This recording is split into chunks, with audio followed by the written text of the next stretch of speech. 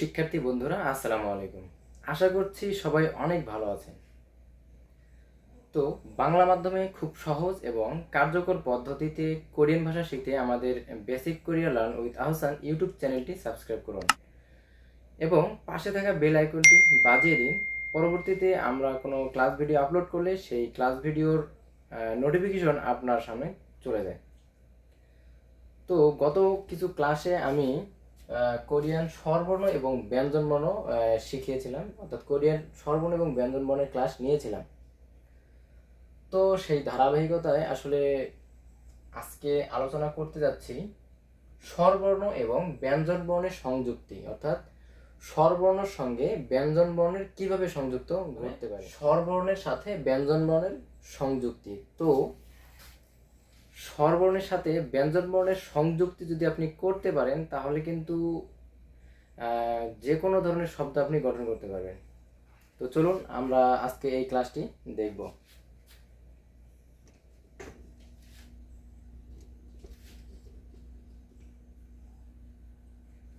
আচ্ছা, এটা করার জন্য আমাদেরকে এক ধরনের ঘর করে নিতে হবে। তো প্রিয় শিক্ষার্থী বন্ধুরা, তো আমি এখানে কিছু ঘর করেছি। উপরে যে মৌলিক স্বরবর্ণ 10টি আছে, এই মৌলিক স্বরবর্ণ 10টি লিখেছি এবং বাম সাইডে লিখেছি, অর্থাৎ উপর থেকে নিচে লিখেছি ব্যঞ্জনবর্ণ। এখন আমি এই ব্যঞ্জনবর্ণগুলো দিয়ে এই স্বরবর্ণের মিলন ঘটাবো। এখন আমরা কিন্তু এই গিয়ক মানে কি জানি? গিয়ক মানে ক, খ, গ জানি। গিয়ক মানে ক, খ, গ জানি। এখন এই গিয়কটা আয়ের সঙ্গে যুক্ত হয়ে কি হবে, ওয়ের সঙ্গে যুক্ত, অর্থাৎ কিভাবে বসবে, অর্থাৎ গিয়কটা আ এগুলোর সাথে কিভাবে বসবে। একটা জিনিস আপনারা লক্ষ্য করেন, দেখেন যেখানে যেখানে ইয়ং আছে সেখানে কিন্তু এই গিয়কটা বসবে। এখন প্রথমে দেখেন এই যে আ, এটা কিন্তু আ এর পূর্ণাঙ্গ রূপ। এর আগে আমরা যেটা শিখেছিলাম সেটা হচ্ছে মানে অর্ধপূর্ণ সম্পূর্ণ রূপ নয়, যেটা আর কি শুধুমাত্র ইয়ং বাদ দিয়ে সেটা শিখেছিলাম। তো আসলে স্বরবর্ণের পূর্ণাঙ্গ রূপ হলো এইটা। তো স্বরবর্ণের পূর্ণাঙ্গ রূপ এটা। এখন এই পূর্ণাঙ্গ রূপের সঙ্গে গিয়কটা কোথায় বসবে? এই যে একটা যে গিয়ক আছে, এই গিয়কটা এই স্বরবর্ণের সাথে কিভাবে বসলে সেই শব্দটা পূর্ণাঙ্গ হবে। তো এখন আমরা এখানে দেখি যে আয়ের সঙ্গে ইয়ং কোথায় আছে, অর্থাৎ ইয়ং যেখানে থাকবে সেখানে আমাদের গিয়কটা বসবে। এখানে গিয়ক দিলাম, অর্থাৎ তারপরে আ দিব।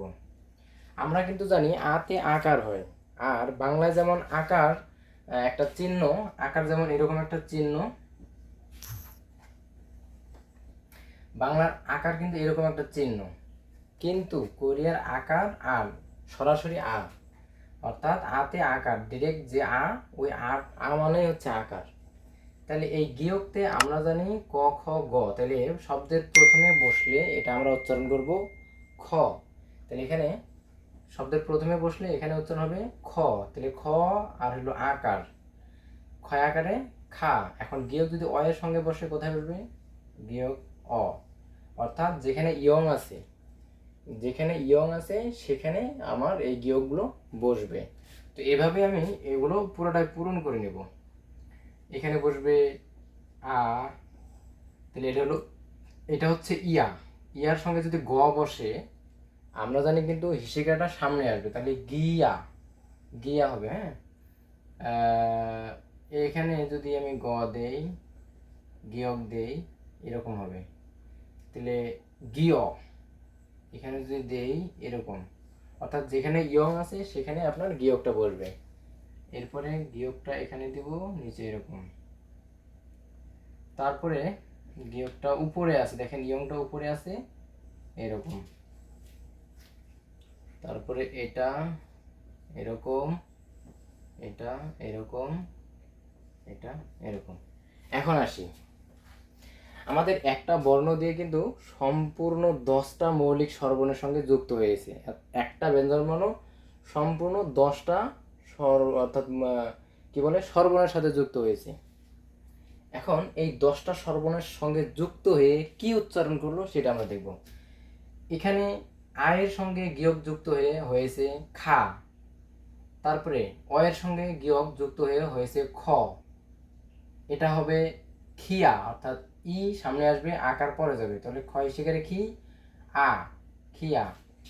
এরপরে আসবে খি অ, অর্থাৎ হিসিকার প্রথমে আসবে, তারপরে অটা উচ্চারণ হবে, তাহলে খি অ। খো, খো, খিও, খু, খিউ, খিউ, খু, খি।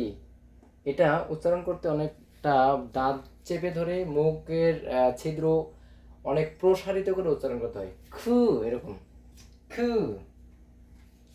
তাহলে আমরা এটা পাইলাম গিয়কের, অর্থাৎ একটা ব্যঞ্জন বর্ণ সবগুলো স্বরবর্ণের সঙ্গে যুক্ত হয়ে কি উচ্চারণ করে সেটা। এবার নিয়ন দিয়ে দেখব। নিয়নের সঙ্গে যদি আ দেই তাহলে না, তারপরে নিয়নের সঙ্গে অ দিলে ন, নিয়নের সঙ্গে যদি ইয়া দেই নিয়া, নিয়নের সঙ্গে যদি ইয় দেই নিয়। এবার হচ্ছে নো, তারপরে হলো নিও, নু, এটা হলো নিউ, তারপরে হচ্ছে নু, নি। তাহলে এখানে নিয়ন সবগুলো স্বরবর্ণের সঙ্গে কিভাবে যুক্ত হবে, অর্থাৎ যে আমরা কিন্তু জানি যেখানে ইয়ং আছে সেখানে কিন্তু আমাদের এই ব্যঞ্জনবর্ণগুলো যুক্ত হবে। তাহলে এখানে আয়ের সঙ্গে যুক্ত হলে হবে না, তারপরে ন, এটা নিয়া, নি অ, নো, নিও, নু, নিউ, নু, নি। তাহলে নিয়ন সবগুলো স্বরবর্ণের সঙ্গে যুক্ত হয়ে এগুলো উচ্চারণ করবে। এরপরে আমরা দ্বিগুত আসবো। দ্বিগুত এ থা, ধ, ধিয়া, ধিয়, ধো, ধিও, ধু, দিও, ধু, দি। তাহলে দ্বিগুত ধা, ধ, ধিয়া, ধিয়, ধো, ধিও, ধু, ধিউ, ধু, ধি। এবার আসি রিউল।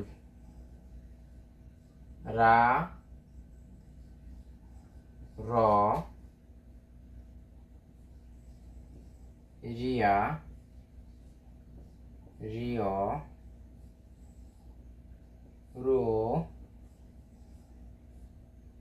রিও, রু, রিউ, রু, রি। এবার মিয়ম। মা,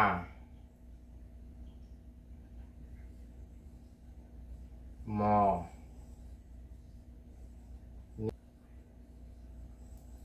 মিয়, মো, মিয়, মু, মিউ, মু, মি। এবার বিয়োগতে ভা, ভ,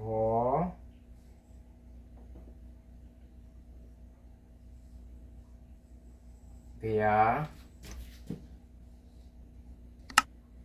ভিয়,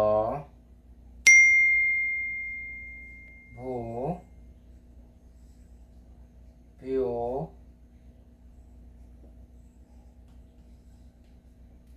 ভু,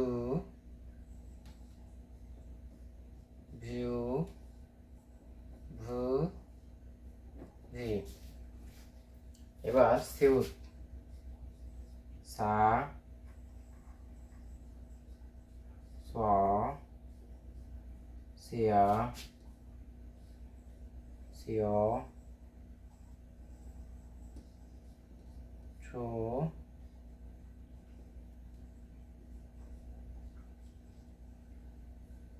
সিও সু সিউ সু সি। তাহলে আমাদের যে বর্ণগুলো আমরা এখানে লিখলাম, অর্থাৎ বাম দিকে ব্যঞ্জনবর্ণ, ডান দিকে স্বরবর্ণ, বাম দিকে ব্যঞ্জনবর্ণ, ডান দিকে স্বরবর্ণ লিখে আমরা অর্থাৎ স্বরবর্ণের সাথে ব্যঞ্জনবর্ণের সংযুক্তি ঘটালাম এবং দেখলাম যে কিভাবে এগুলো কোথায় বসে এবং উচ্চারণগুলো কি হয়।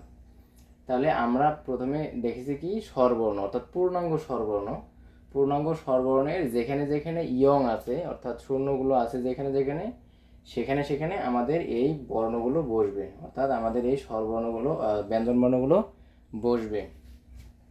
তো যদি আপনারা এই চারটা ঠিকভাবে খেয়াল করেন, উচ্চারণগুলো খেয়াল করেন খুব ভালোভাবে, তাহলে আপনাদের যখন শব্দ গঠন করবেন, শব্দ গঠন করার সময় ওটা আপনার মাথায় চলে আসবে।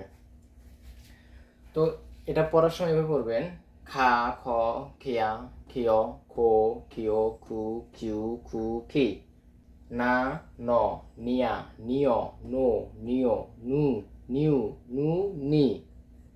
এবার থা, থ, থিয়া, থিয়, ধো, ধিও, ধু, ধিউ, ধু, ধি। এবার রা, র, রিয়া, রিয়, রো, রিও, রু, রিউ, রু, রি। মা, ম, মিয়া, মিয়, মো, মিও, মু, মিউ, মু, মি। বা, ব, বিয়া, বিয়, বো, বিও, বু, বিউ, বু, বি। সা, স, শিয়া, শিও, শো, শিও, সু, শিউ, সু, সি। তো আমি যেভাবে এই 7টা ব্যঞ্জনবর্ণ লিখেছি, আপনাদের বাড়ির কাজ হলো বাকি যে 7টা ব্যঞ্জনবর্ণ আছে সেই 7টা ব্যঞ্জনবর্ণ এই 10টি স্বরবর্ণের সঙ্গে মিলিয়ে লেখা এবং পড়া। তো আমরা আমাদের আজকের এই ক্লাস ভিডিওটি এখানেই শেষ করব। তার আগে বলে নেই, আমাদের এই কোরিয়ান ভাষার ক্লাসগুলো যদি আপনার সামান্যতম উপকারে আসে তাহলে অবশ্যই আমাদের এই চ্যানেলটিকে সাবস্ক্রাইব করে দেবেন এবং পাশে বেল বাটনটি বাজিয়ে দেবেন। তো ধন্যবাদ সবাইকে সম্পূর্ণ ক্লাসটি মনোযোগ সহকারে দেখার জন্য। সবাই ভালো থাকবেন।